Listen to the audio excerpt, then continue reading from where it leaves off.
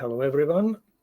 Thank you for joining us. My name is Stanik Shmergel, and today we are going to be talking about human rights education in Japan. Our guest speaker is J.D. Parker from the University of Hawaiʻi, and this event is organized by Amnesty International Japan. If you want to know more details about Amnesty International Japan, or if you want to join or support Amnesty International, please take a closer look at our webpage, where you can find more details. Now I will ask J.D. Parker to introduce himself and introduce the topic he is going to be talking about. Thank you for joining us, J.D., and please start your presentation.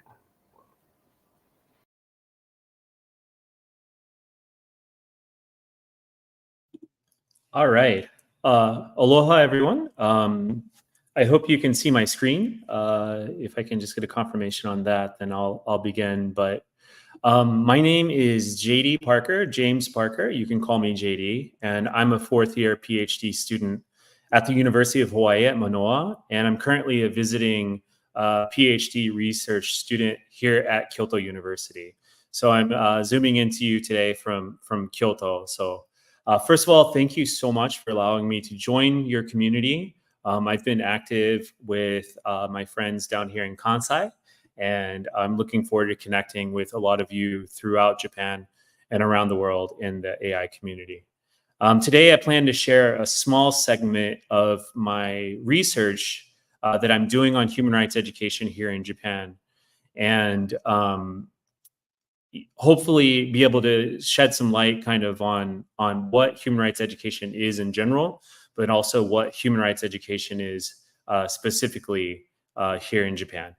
So I believe this topic is broad enough to cover an entire seminar, an entire year-long class. I will do everything that I can to pack in as much as I can within the hour to help you understand a little bit about what I see as some of the interdependent possibilities of human rights education in Japan. So today, this is my agenda. Like I said, I'll try to briefly introduce what is human rights education, what are some of the critiques of human rights education in Japan, how is it being enacted? We'll look at several examples from the field, and then we can kind of tie everything together at the end and try to figure out what some of this means. So why is this topic important? I'll speak from kind of from my experiences as a scholar, but I'll also try to connect the theory to practice as much as I can today. But I think there's, as everyone here will agree, there's a resounding need to protect human dignity and the rights of all human beings. And so for many people in power, politicians, intellectuals, they think that the best way to do that is through a human rights framework. And so that's what human rights education aims to do.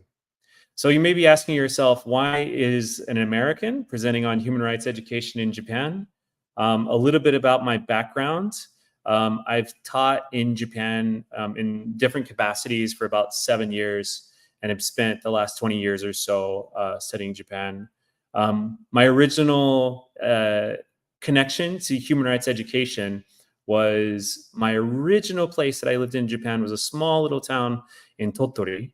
And I was at a school event, and I could tell that something was going on. There was, John Lennon's Imagine was being played, and I was thinking, what is going on? And I was told it was a program to talk about discrimination between people from the rural environments of Tottori and more urban areas.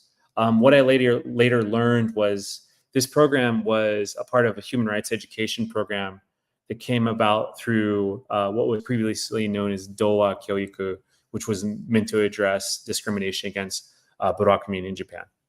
So since then, I've spent a lot of time studying, and I arrived in Kyoto, here at Kyodai, in September of last year. I've done everything that I can to meet with as many people as I can and get involved with the human rights community here as much as I can. And I've done everything from going to human rights, cultural matsuri, like festivals, to just going to this human rights library in Kyoto, etc. I've been involved with protests and was even lucky enough to set an appellate court hearing for Osaka, talking about domestic refugees from Fukushima. I was able to go to many different schools throughout the country. And talk to teachers, just trying to take in as much as I can about what human rights means in Japan, to be able to explain how teachers actually teach about human rights in their schools. So next, I want to hear what your thoughts are about the following 2 slides.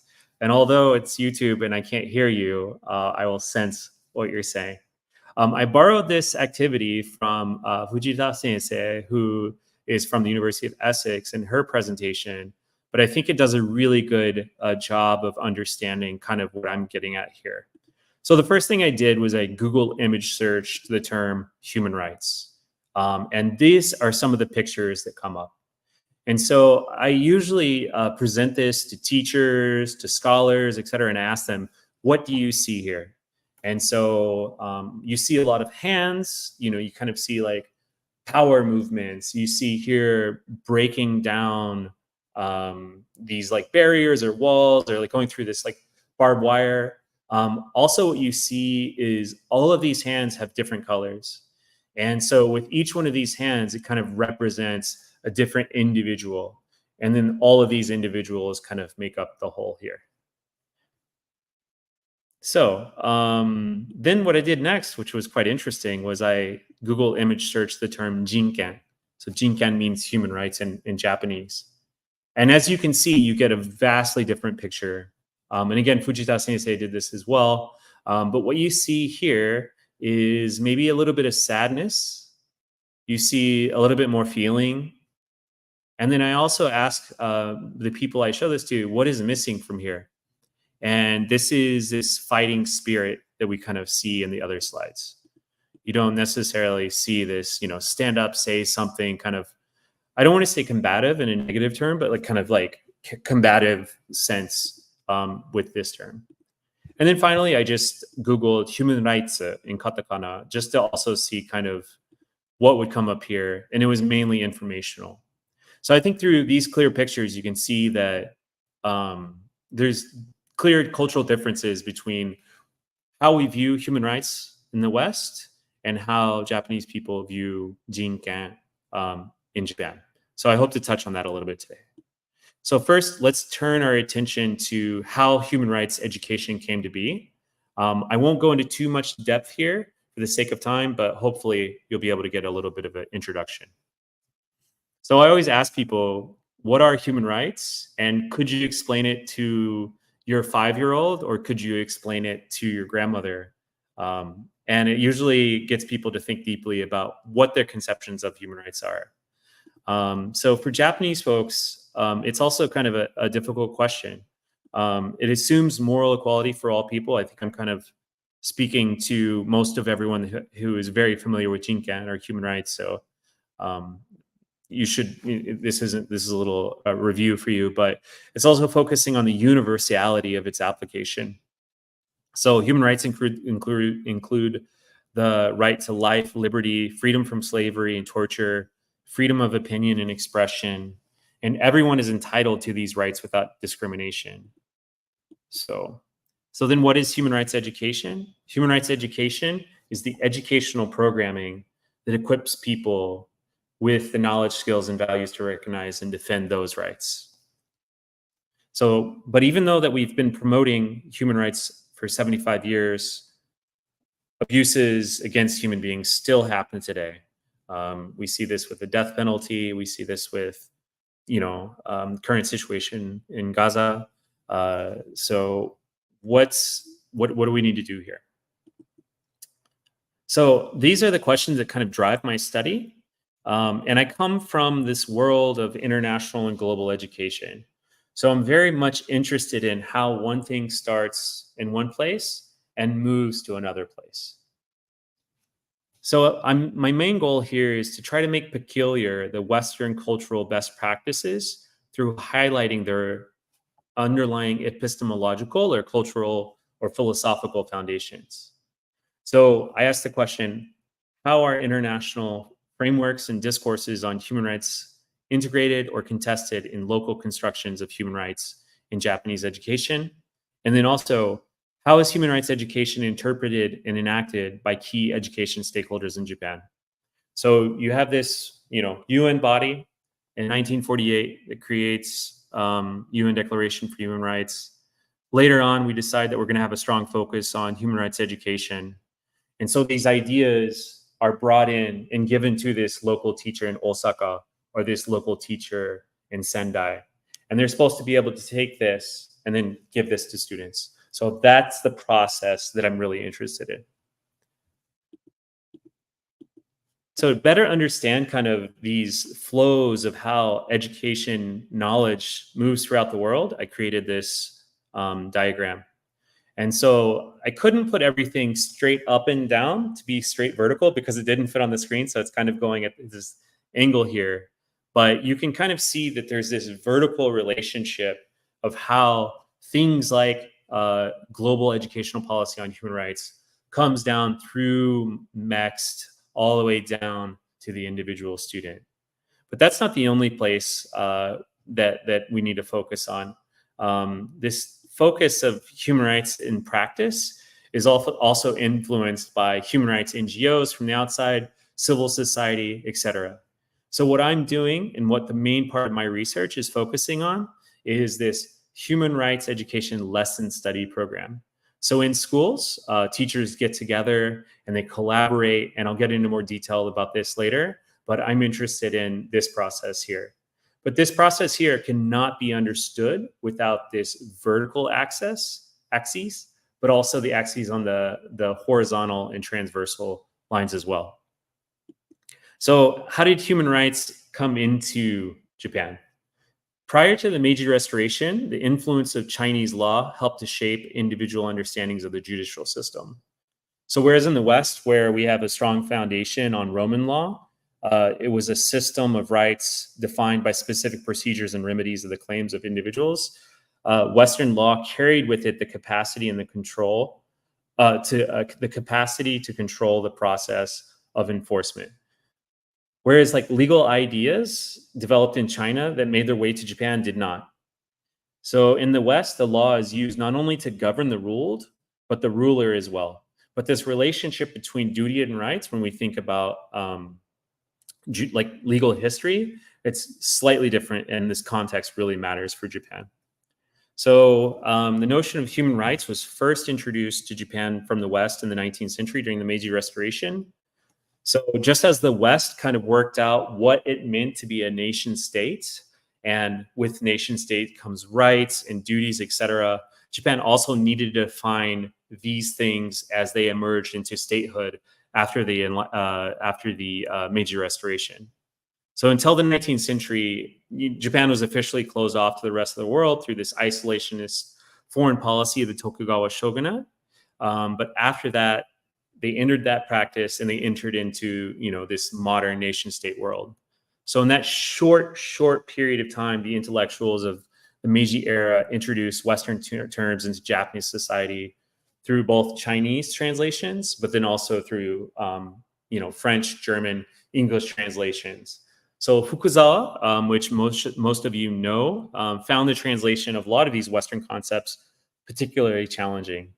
These included the foundational term rights, or kendi, which was used as the basis. And then from there became minken, or people's rights, jinken, or human rights, or even the rights of the state, kokken.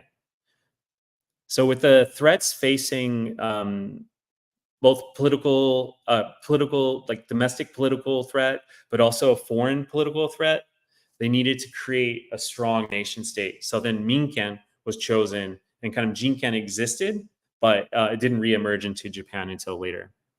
So there's relationship between rights and individual was through this family state ideology. And so therefore the concept that rights were individually owned did not exist. It's always in relation to the state or relation to the emperor. So there's the short history lesson. I'd be happy to talk to any of you independently about that later and go into more depth. Now let's look at human rights education. So as we know, the UN Declaration of Human Rights was in 1948. However, this isn't necessarily the beginning of the term. Like we've said, human rights existed. But after World War II, there became, specifically with education, the debates within education was, we have something as horrible as the Holocaust. So many of the people that were involved in the Holocaust were highly educated people. So we need to not focus on just access to education, but education for what? And so within this UN Declaration of Human Rights, then human rights education was originally discussed.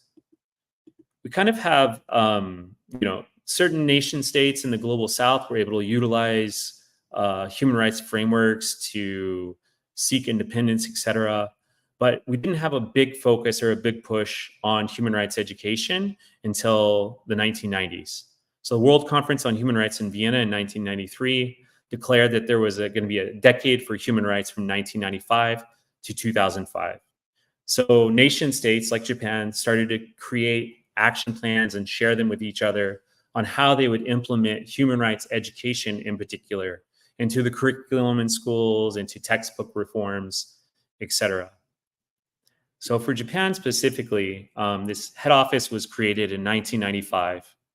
And then in 1996, the Law for Promotion of Human Rights Protection Policies was implemented. And so by 2000, Japan was one of the first countries in the world to submit a national plan for human rights education. And so this kind of shows Japan's leader status whenever it comes to human rights education in the world. 2005, you have the Worldwide Program for Human Rights Education. It's created. And by 2006 in Japan, human rights education is being officially promoted in about 89 to 90% of the prefectures, 42 out of the 47 prefectures in Japan. Later on, we're like kind of circling back to human rights education, looking at what they learned throughout this decade of human rights, and they kind of reinvigorate this human rights education and decide how they're going to push it forward in 2011. So let's talk about kind of like conceptualize what human rights education looks like. And Amnesty International has been highly involved with conceptualizing how do you teach about human rights education. So the first thing that we look at is this way to conceptualize and break it down here.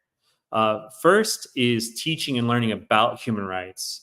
So this is kind of knowledge of the UNCRC and the principles of human rights. It could be education about human rights, which include providing knowledge and understanding of human rights norms, principles, the history, et cetera, the values that underpin them, the mechanisms for their protection, et cetera. Next is this idea of through human rights. This is kind of like an ethos. This is through forming relationships and collaboration and democratic pedagogical practices within the classroom. So this includes learning and teaching in a way that respects the rights of both educators and learners. And then finally is for human rights. This is more involved direct participation, empowerment to students, including action and, empowering people basically how to enjoy and exercise and demand the respect for the rights that they have. Next up is kind of other primary ideologies. This came from a study that was looking at human rights education in India by Bajaj. And this is very interesting and very helpful if you want to go to your local school and kind of think about how they're teaching about human rights. This is also very, very useful. So this ideological lens can exist concurrently or alone. And there's a great deal of difference can happen even within the same prefecture, et cetera. So you have some schools will maybe focus on global citizenship. And this is learning about human rights in the context of global citizenship and shared morals.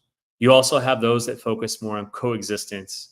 The question social or cultural practices and structures, naming the abuses why they see while gaining agency. And then similar to our previous kind of human rights for our education for human rights, you also have those that are focusing more on transformative action. They learn the tools needed to seek change and interrupt structural inequalities on the local and sometimes global level. So you take this and then you introduce this idea of proximity to power, and you can really gain a strong understanding of what kind of human rights education, maybe even predict what kinds of human rights education will be taught in that area. So the closer you are to central power, so in Japan, that would be Tokyo, you're going to be focused more on maintaining the status quo, promoting global citizenship, etc.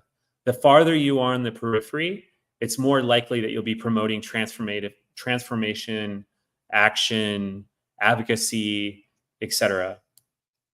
So as you can see, you can use kind of these three things and then figure out how close a school is to power.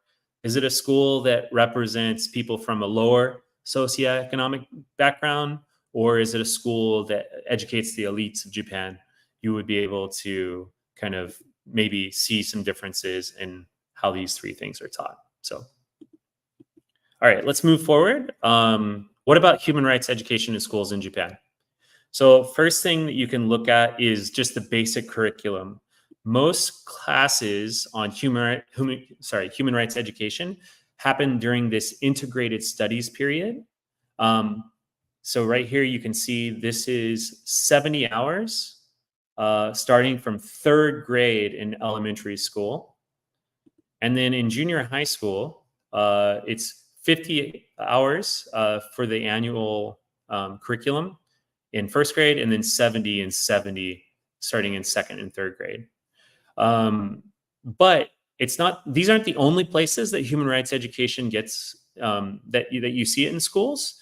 It's quite transdisciplinary in practice. So a lot of times you'll see human rights issues being discussed in social studies classes, maybe essays on human rights themes being talked about in Kokugo or Japanese language classes as well. So you also see a lot of it in extracurricular activities, which I'll talk about a little bit later. So next, let's look at an example of one school district and how it does HRE. So this is one example. We're kind of zooming into the micro level here, so you can clearly see how teachers collaborate with each other to share the knowledge about human rights and human rights education. So each school will assign kind of a support structure. So each grade will have an experienced teacher responsible for human rights activities for that grade. These teachers will advise and give feedback to other teachers, answer their questions. And these teachers are informally encouraged to observe their colleagues' lessons. Another thing that is quite unique to Japanese schooling is this idea of lesson study. So lesson study is done through human rights education, but also through other subject areas. So basically what lesson study is a participant observation. So you kind of have a group of teachers come together and they collaboratively plan a study. And then they go together and watch one of the teachers give this lesson. Then they'll discuss the lesson in a big group after the students have left. And then they'll revise the lesson plan usually, and then they may teach it again and then share reflections on this new version of the lesson. So for a lot of schools, they utilize this for teaching the newer teachers that are coming up how to teach about human rights education. School visits, the Board of Education, the HRE section will go and visit all the schools about every 3 years in this specific case. So for this case study, there's 100 schools in the city. So over the course of 3 years, every school will be visited by the HRE section to where they're offering advice and helping them, providing materials, etc. Also, there's lesson plan approval. Schools can submit their example lesson plans annually to the HRE section at the BOE, Board of Education, and then feedback is given. So let's look at extracurricular activities. This is actually where I see a lot of human rights education. There's these student poster contests, quite common in Japan. You've probably seen them for a lot of different activities. They do this for human rights awareness, raising consciousness as well. There's poetry contests, there's media reporting, there are essay contests, and it even goes into kind of a national competition where the Ministry of Justice will highlight and promote some of the best human rights essays from students from around the country each year. They've even taken these essays and then turned them into animated shorts for teachers to then be able to use in their classroom, etc. Here are some specific examples from a school. And so for those of you that don't read Japanese, basically what this says is, what about the children of the world? And what will we be able to see beyond their line of sight? So this is common practice in Japanese schools. You take a picture and you zoom in on a small part of it. And then you ask the students to try to guess what's on the outside of the picture. So students were shown this picture. They say, what's going on here? And they give feedback, etc. And this is from a child soldier in Uganda. This was a specific lesson on children's rights. Another example was here. And I usually ask my participants, etc., like, what do you think is going on here? They did the same thing with the kids. And this was an example from a 6-year-old that was forced to marry a 25-year-old in Yemen. So what about Japan? What are some of the issues that they talk about here? You can try to guess. What do you think this picture is? I'll provide a little bit of wait time so you can think. Okay, so this is an example of a young carer. This is a growing, this is a problem that's gaining more and more visibility in Japan. So as single parent households need to take care of elderly grandparents, etc., and the mother or the father has to work, the children are left with more and more duties to try to take care of their elderly family members. And so they're unable to study, they're unable to do their homework, etc. So this is one of the main problems that they're focusing on here right now. Let's look at another example. This is from Hyogo Prefecture. And this is an example of the resources that schools can use to conduct human rights education. You can go to most cities' Board of Education and find a human rights education section where the Board of Education has prepared different documents for teachers to use. So this example is for upper level elementary school grades. So right here it says, which town would you rather live in? And so you can see here that this is A. The next slide I will show you is B.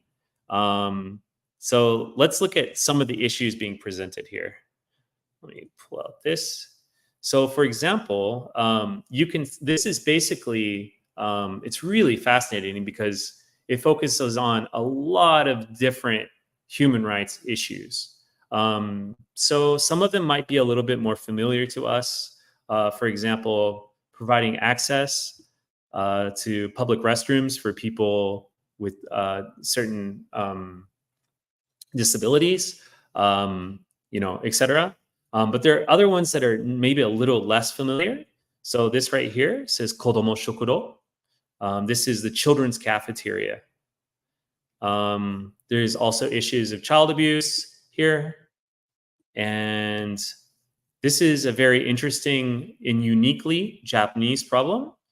This is called the 80-50 problem.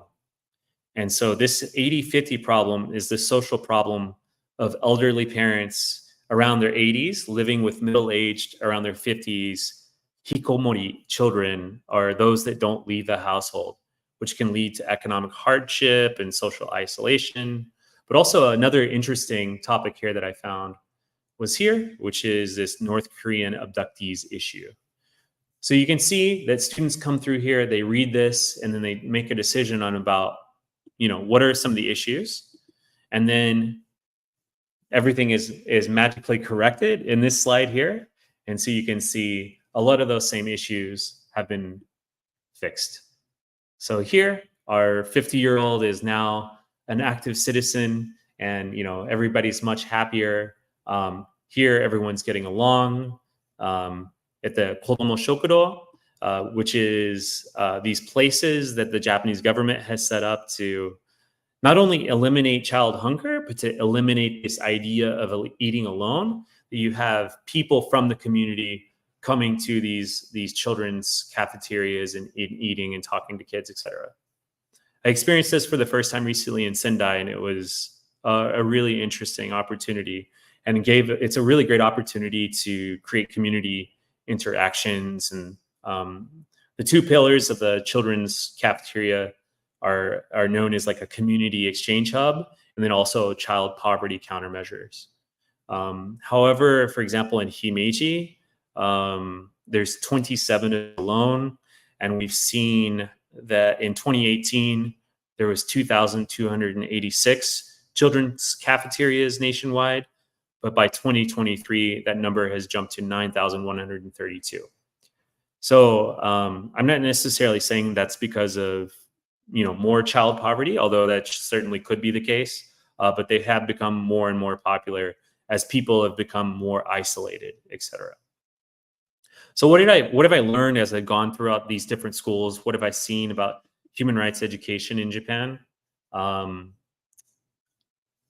What I see, and this is from some of the research that I've done on the Japanese literature, is that it highlights how human rights must not just be a relationship between the state and the citizens, but between the citizens themselves.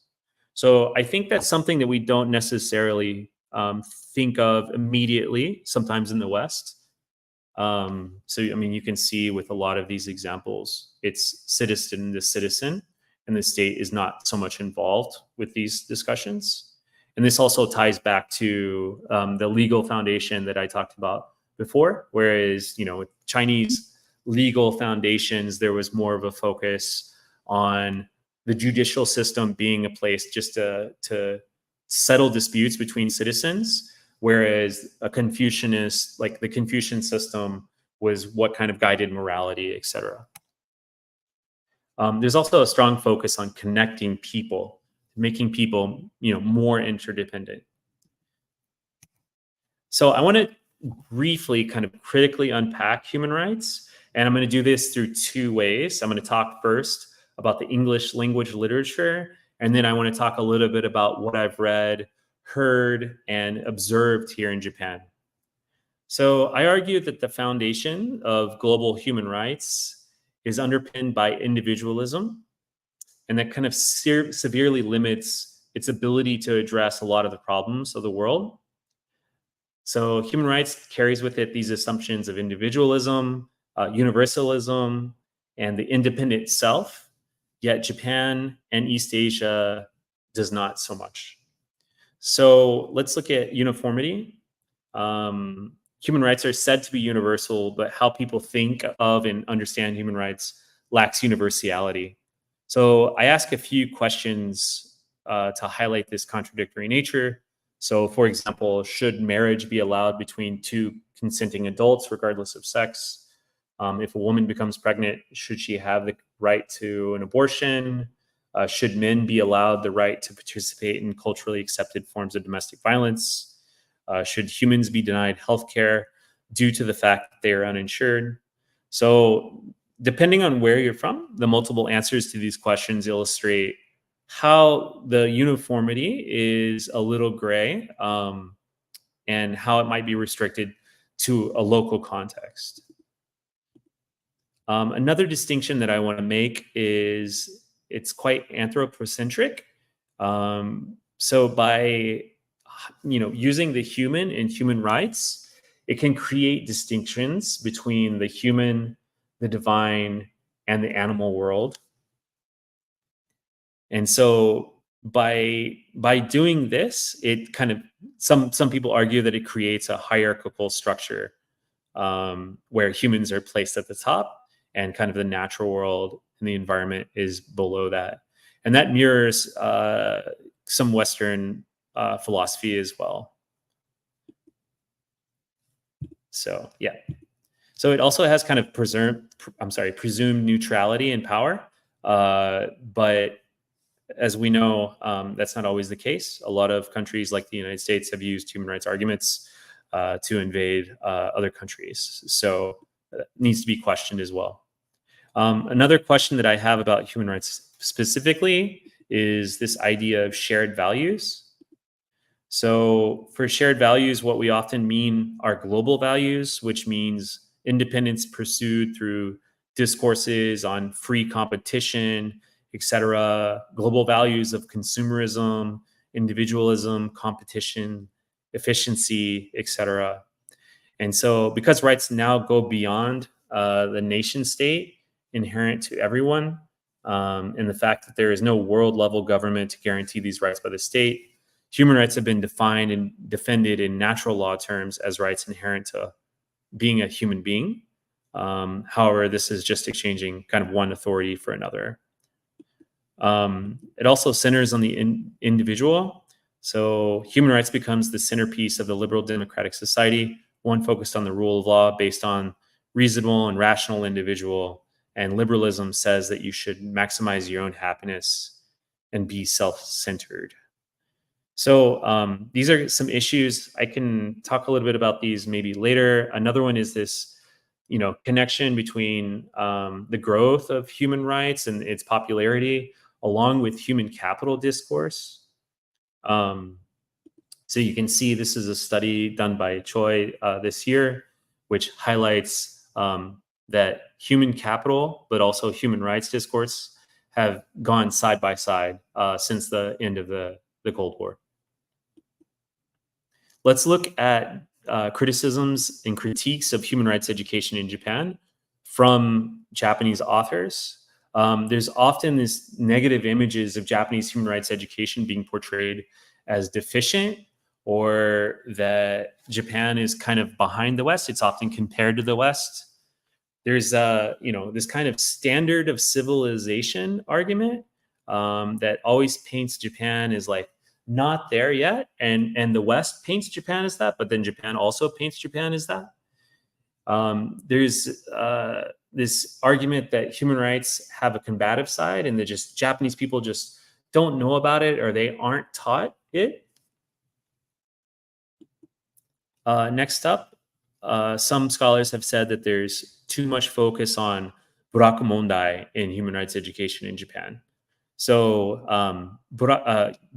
human rights education had a very strong predecessor in Dowa Kyoiku before it became human rights education. And so especially in the Kansai region, in certain areas in Kyushu, etc., there's a strong history of Dowa Kyoiku, or assimilation education meant to address buraku mondai. So what some scholars say is that if you look at human rights education today, it's focusing more on buraku mondai and not kind of on the universal aspect of human rights. So there's too much focus on a local issue. And then the next critique that I want to focus on that I think is really important is this divide between moral and philosophical and legal arguments in human rights.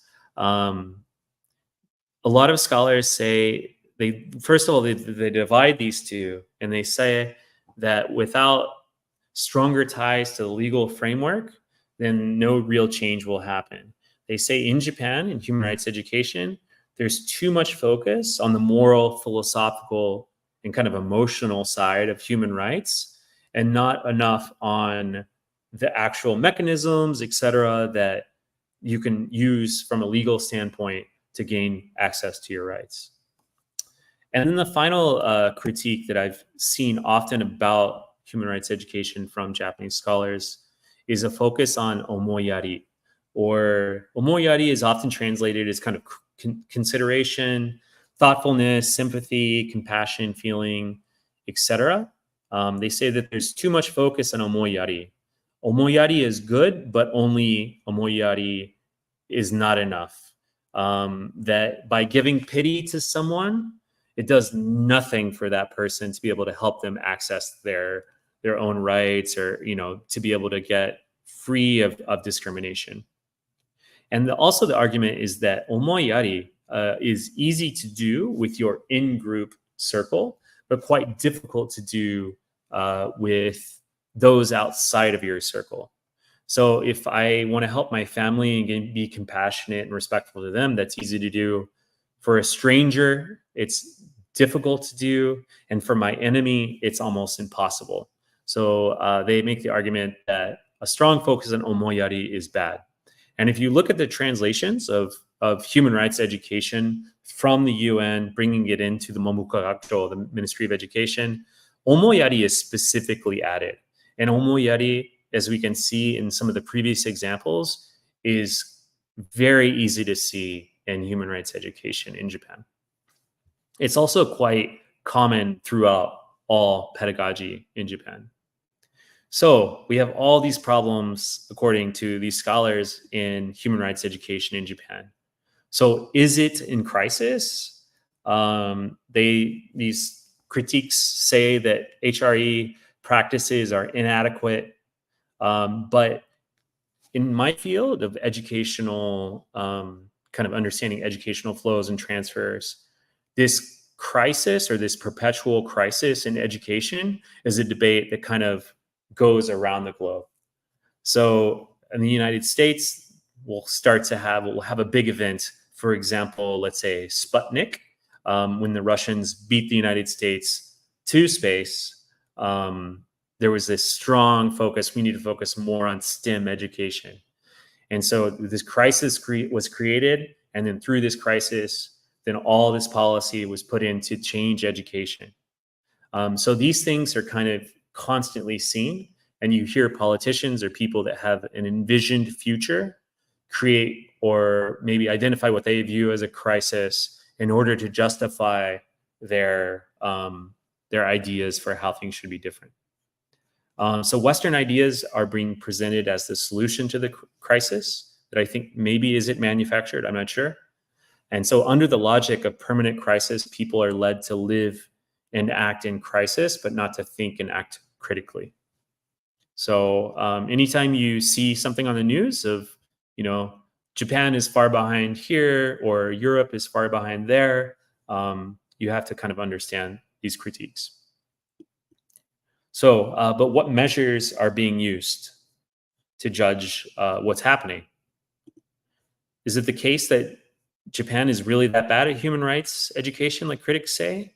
Or is it the case that interdependent understandings or more relational understandings embedded in Japanese culture are not being recognized by dominant Western understandings or measurements of what human rights education should be?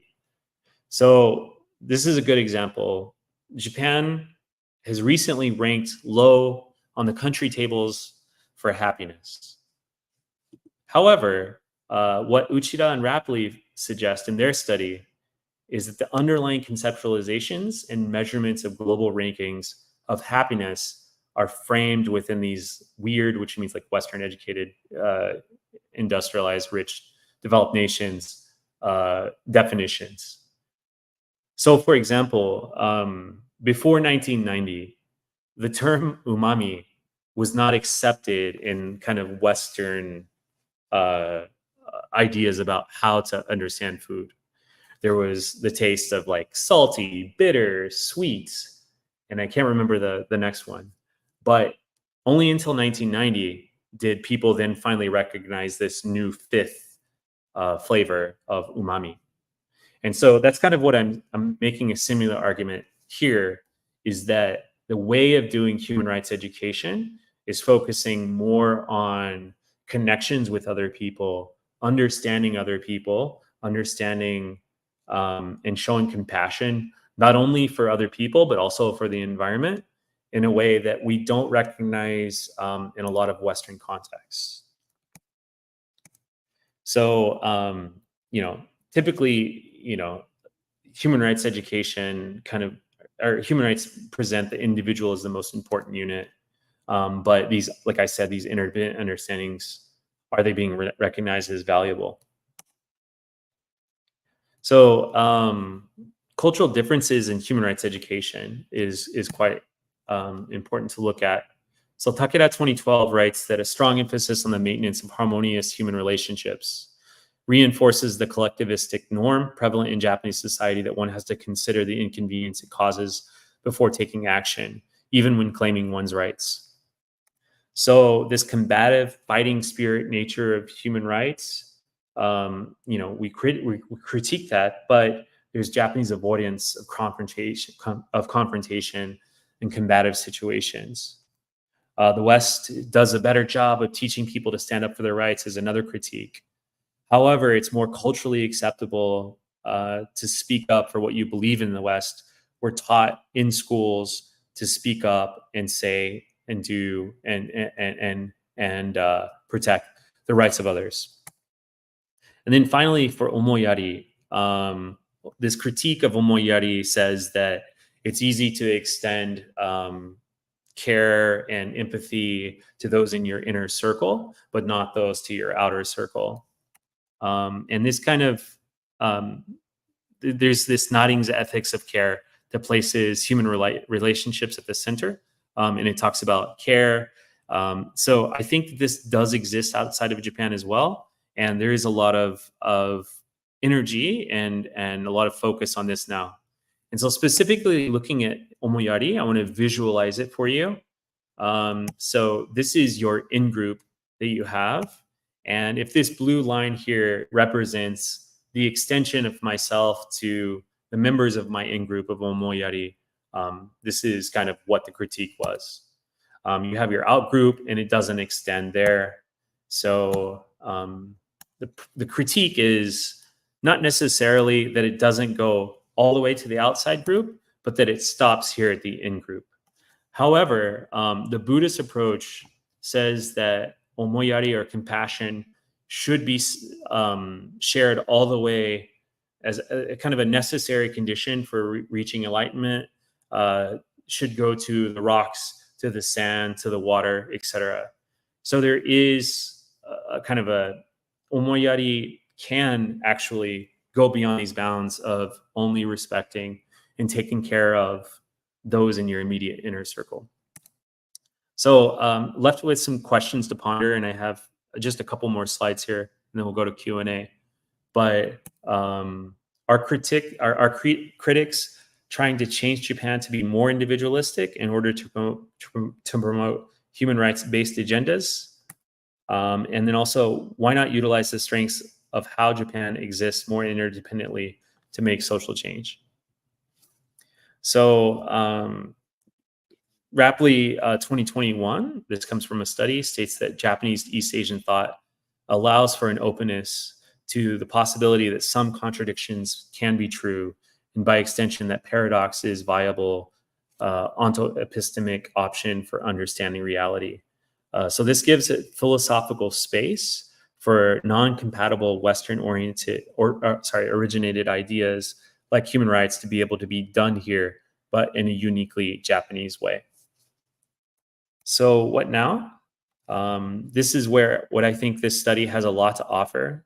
I hope that understanding the difference in Japan not only provides alternative understandings of human rights education, but also help to denaturalize educational practices seen as universal, placing importance on the impact deep historical and cultural influences have on what are seen as ideological, neutral, pedagogical practices. So when we think of how to promote human rights in Japan, we need to consider how culture influences how people conceptualize human rights. So I see this, through this discussion on omoyari, through this discussion on Dowa influence, this idea of gaman, or that sometimes it's more virtuous to go through a hardship, is also something that I've been thinking about lately as a way of understanding what would motivate people to stand up or speak up for violations against human dignity. So, and then finally, so it's basically my research comes down to this individual or interdependent self. So if we continue to focus only on the individual, as we kind of do in the West, I think that it creates a lot of problems. And an easy way to conceptualize this, what a more interdependent approach can do, is through this picture here. So independence means increasing the number of people you depend upon. So what I think, if we want to look at ways that people conceptualize independence, or maybe ways that human rights education can promote more independence between for individuals, is to focus more on this interdependent idea here. So you have a lot of people at the base that work together, and only through this strong support network can you ever truly be independent. So yeah, that's it for my talk today. I appreciate you all sticking around and listening, and I look forward to hearing your feedback. This is my email address, parker39@hawaii.edu. Please feel free to send me a message if you have any other questions. And here are the references for my talk today. So thank you very much.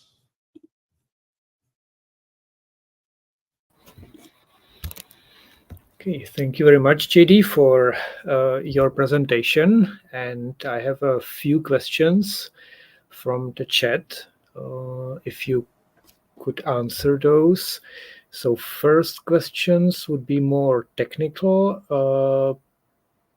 Is it possible to access your slides later, to gain access to your slides? One question here.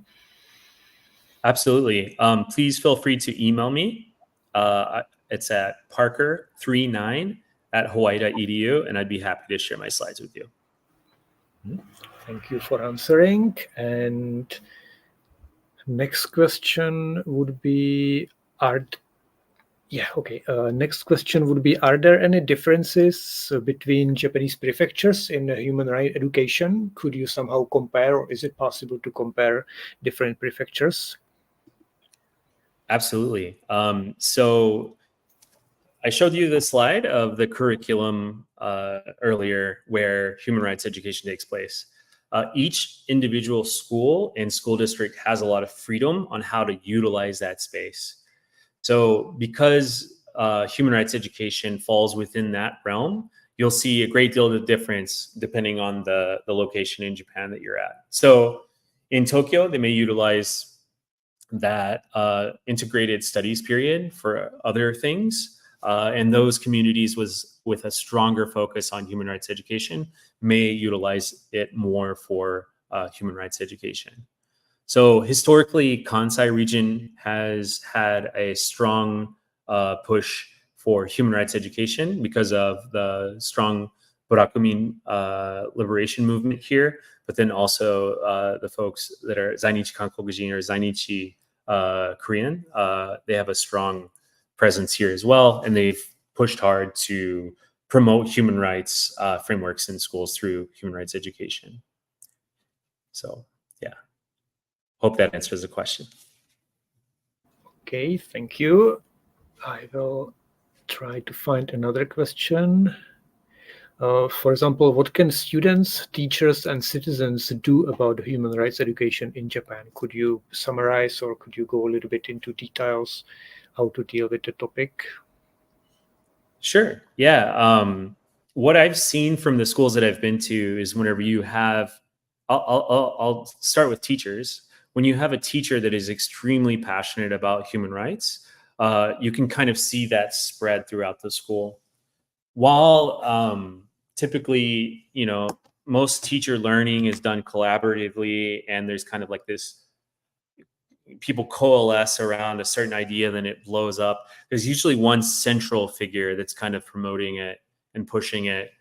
So some examples in schools in Osaka that I've seen doing really great work is because there's just a very passionate teacher, and they have a great group of colleagues that are also promoting that. So for teachers, that's one way. For students specifically, I think if you're in university, there's lots of opportunities for you to get involved with human rights organizations and human rights education. For those students in junior high school or high school, being involved with those essay contests, et cetera, is a good way to get involved as well and to kind of help promote those in their local community. Most of the school districts will also have kind of a human rights festival at some point. So being involved with that and would be another good way, I think, to get involved. So. Thank you. I will search for another question. Anything that surprised you about human rights education here in Japan? Something what you didn't expect or haven't expected? Sure. One is just, Japan's kind of leader status with human rights education. I come from the United States, which has quite a decentralized approach to school policy. So there's not kind of one big universal push for human rights education in the States. There are organizations, certain states that are promoting it more. But really, from a national level, you see a big push to promote them. Now, whether the local schools decide to run with that or not is kind of up to them and their local needs. But that was one thing that was quite surprising for me. Another thing is just the amount of collaboration that happens between teachers in promoting human rights education here, whether it's through training events, lesson study events, et cetera. You really see a lot of collaboration between teachers. Okay, thank you. And there's more specific questions about the prefectures. How is Okinawa, or how is the situation in Okinawa about human rights education? Is it very different from or compared to other prefectures, or anything specific about Okinawa? If you could inform us, please. Sure. No, that's a really good question. There's been some studies that show how certain populations within Japan have been able to, at a sub-national level, access human rights frameworks and arguments to promote their cases. So one great example are the Ainu people of Hokkaido in northern Japan. They've been able to utilize human rights frameworks to really push their cause. Also, the Buraku movement and the Korean residents movement were able to utilize these as kind of success stories to help their local homegrown movements gain attention and get national notoriety. On the other hand, Okinawa has not been so successful utilizing these same international frameworks to further their cause. There's a lot of geopolitical power that creates, I think, a different context in Okinawa as people fight to reclaim control of their land from these military bases, etc. So there is a strong push, but it's also running into some greater powers, I think, in Okinawa. Thank you. And another question would be focused on how is human rights education at international schools in Japan? Do you have any special information about that topic? I have not visited an international school in Japan yet. The primary focus of my research has been on public schools here. I'd be very interested to look and see. I would think that there would probably be some visibility with its, Western, usually like they call it IB, International Baccalaureate curriculum that they would have. But I don't have any specific examples from international schools. So the question got updated, and if you could compare to private schools here in Japan, for example. Oh, okay. Yeah, sure. So private schools, again, are going to be generally influenced by the region that they're in. So the private schools that I've been to in the Kansai region specifically have had human rights education in their classes. So again, a lot of these teachers, they're constantly being circulated. I'm not sure if our listeners are aware, but as a teacher, you really you stay for 7 years maximum in your school, and then you're moved to another school. Private schools are a little different. You can stay there for a longer period of time. But what this means is that there's a lot of movement of teachers.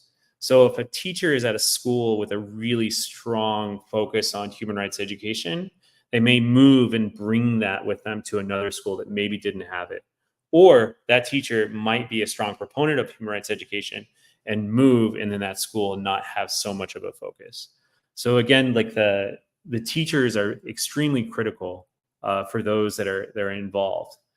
So for prior to 2002, every teacher in a university in Japan received training on Dowa Kyoiku. So this was, again, to focus on the Buraku issues.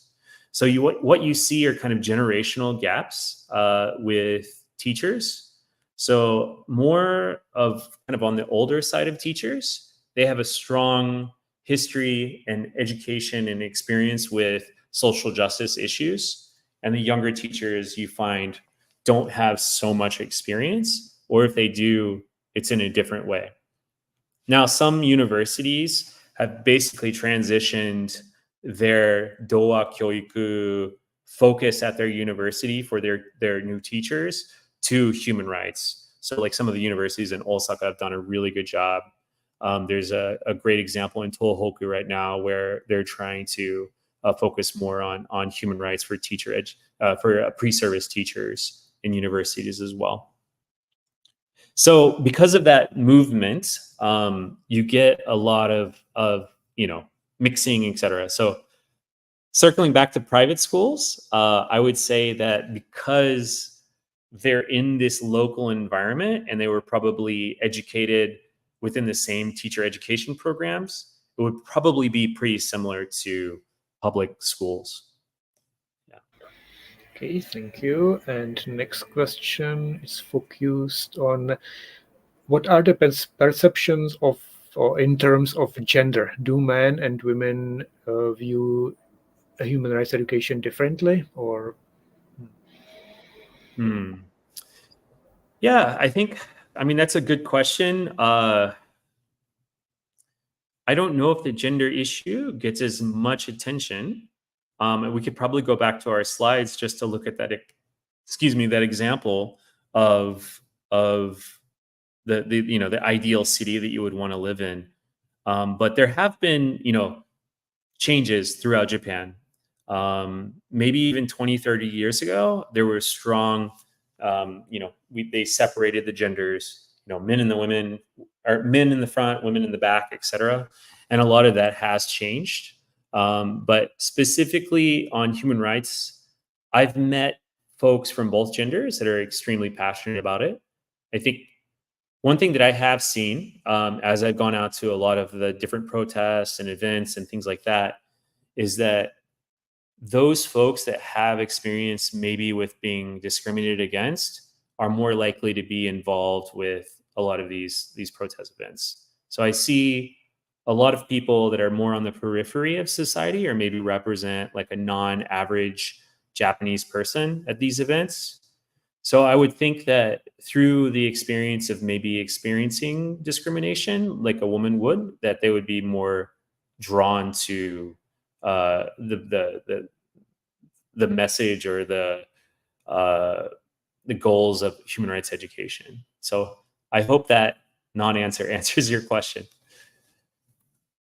Okay, thank you. And here another question: if you could be a little bit more specific about the differences, or if you could describe differences between human rights education in Japan and other countries, for example, in Asia, Europe, or United States, if you could go a little bit into details. Okay, sure. I don't have a lot of experience in other places. Obviously, I don't think there would be, human rights education programs in mainland China, but I have heard a little bit. Obviously, there's been discussions in Hong Kong that have been put down. I did present on human rights in Hong Kong about 8 months ago. So we'll see if I'm allowed to go back in whenever I'm trying to go next year. But so I would think there's probably not strong programs focusing on that. I know that Korea has made a lot of strides in this as well, and they've implemented a lot of human rights education programs. But the main issue, a lot of the arguments, and the reason that I'm doing this study is because a lot of these countries say that human rights are culturally relative and that they're not universal and they're not applicable here. And if you look philosophically under these underlying ontological foundations, I feel like it's a pretty good argument. But what I'm seeing though in Japan is that in a nation in East Asia, in a nation that is more collective, more relational, more focusing on unity, they're successfully implementing human rights education programs. They're not doing it in the same way that we would do it in the West, which is this strong focus on and empowering the individual. They're doing it through this group way. So they're empowering, that last visual that I gave in my slides of the children holding up the other student, they're empowering the individual by empowering different connections and more interdependence. So one of the things that motivates me to do this study and is to think about how to counter those arguments and how to make sure that human dignity is protected around the world where those arguments are being made. And if we can recognize that there are actually different ways of doing it and kind of bring that to the world. I'm not saying that we replace the way that we talk about human rights in the West with the way they talk about it here, but we can make the way we talk about human rights in the West better by learning some lessons about how to do it in a more interdependent and group-oriented way in Japan, if that makes sense. Thank you. And another question. I hope I haven't asked already this question, but is there anything what surprised you about human rights education in Japan? Oh yeah, we talked about this, but it's just such an interesting story because it has this strong history of Dowa Kyoiku before it, and you have a strong, at least in some areas of Japan, educational programming focusing on ending discrimination. And so unlike other places, and also combine that with peace education, unlike other places, it's just a really unique context, specifically here in Japan, to see that transition from kind of organic, homegrown movement to then utilize and to leverage these international frameworks to elevate its cause. And then so many leaders of like this Buraku movement were happy that we were, transitioning from Dowa to Jinkan, to human rights education. So in that sense, that story, that transition has always been something that's fascinated me and kind of maybe surprised me compared to other places. I think every country has its transition of kind of from one struggle to another and is always looking for more ways to articulate it and to tie it to some kind of, universal, argument. So, yeah. Thank you. And any suggestions or ideas for Amnesty International, how to deal with the human rights education in Japan, how to get actively improve the situation or get involved in the situation? Sure. I think I've been involved with a lot of great projects. There's been, movie screenings, et cetera, at schools, going in and talking about human rights issues to some of these schools. Some of the members here in Kansai have, they have people reach out to them and say, please come and talk. So, get involved, get together with other members and try to see if there's a need for, you to come out and discuss these things in schools. I think also just getting younger people, and if you specifically care about human rights education, those in the teacher colleges or those pre-service teachers are people that would have a large impact, I think, moving forward.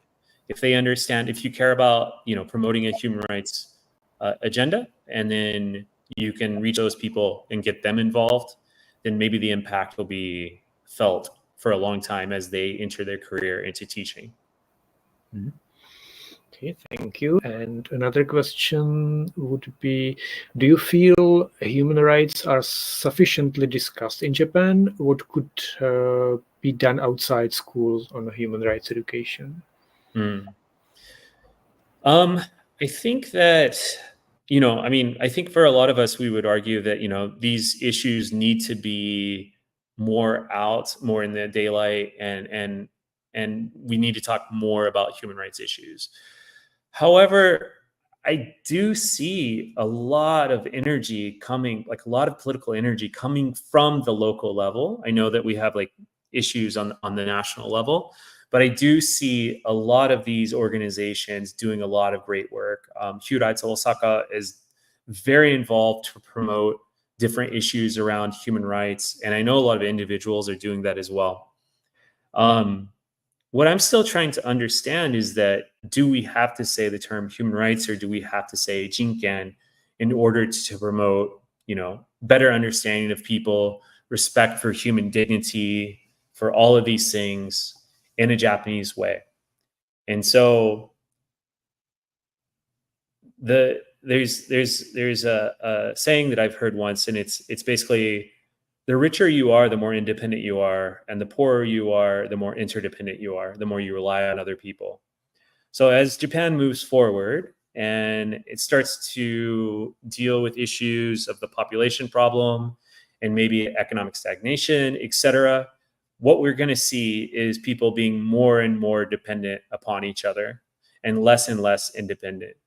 So if we can talk about how to take care of each other and how to respect each other in a more interdependent way, and talk about if human rights or jinkan is through that lens, then I think that I would 100% support, more discussion on that.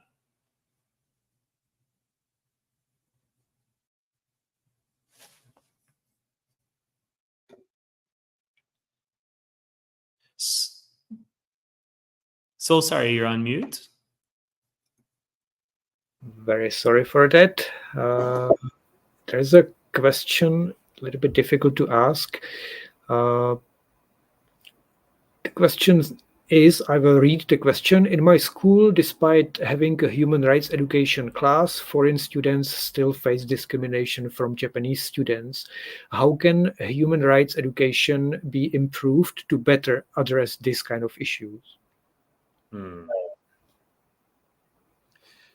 Yeah, that's an excellent question. And I'm sorry that you're experiencing that in your school. I would think that, helping local students to understand, I think that it's maybe just a misunderstanding about what discrimination is. And I don't know what this specific case of discrimination is here. If we're talking about being treated differently.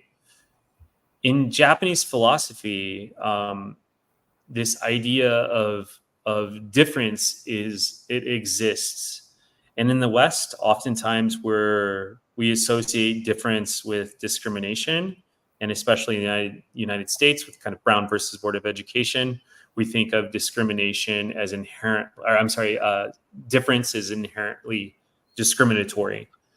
And so what I've tried to understand more in Japan is, is this difference? Is this discrimination, etc.? So those are the kind of things that I'm wrestling with.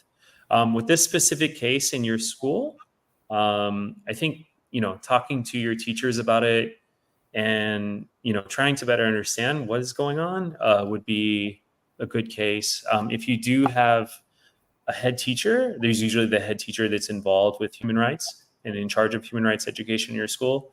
Discussing with them about it would be good. And it might be a very good learning opportunity for your fellow students to be able to treat you better. So really sorry that you're going through that though. Yeah, thank you for your answer, and thank you for all the questions. So far, I don't see any new question appearing.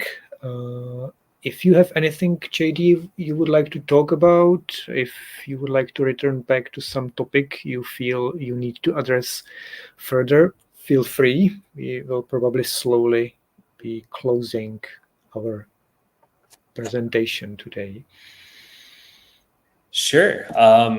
Yeah, I mean, it's, I've lived in Japan for 7 years, and, I'm constantly being challenged and trying to think about things in a different way. And the longer that I've lived here, the more and more I feel that there's something just kind of foundationally different in the way that we think about things. And I've been trying to investigate that more. So this study in human rights education tries to do that in a way that kind of respects the local voices of the teachers that I interact with. So it's very easy for me to kind of come into a school and be quite critical and say, this is wrong and that is wrong and this is wrong.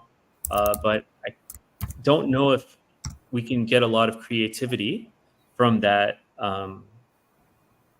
type of thinking. And so I'm not saying that, for example, our student that is having issue in their school is dealing with that, but I'm really trying to come into this study and, listen to teachers, highlight their voices, and come up with the good things from this study.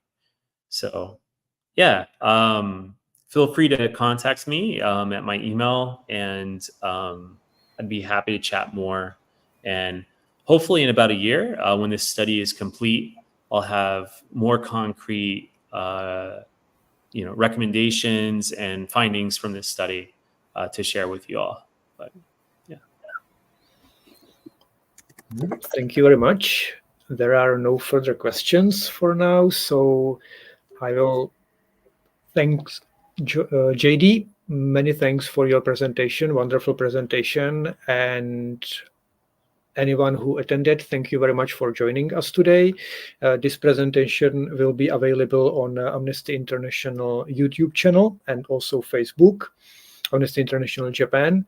So please feel free to share the link with your friends and colleagues. Also, feel free to contact JD. He will be more than happy to reply your questions.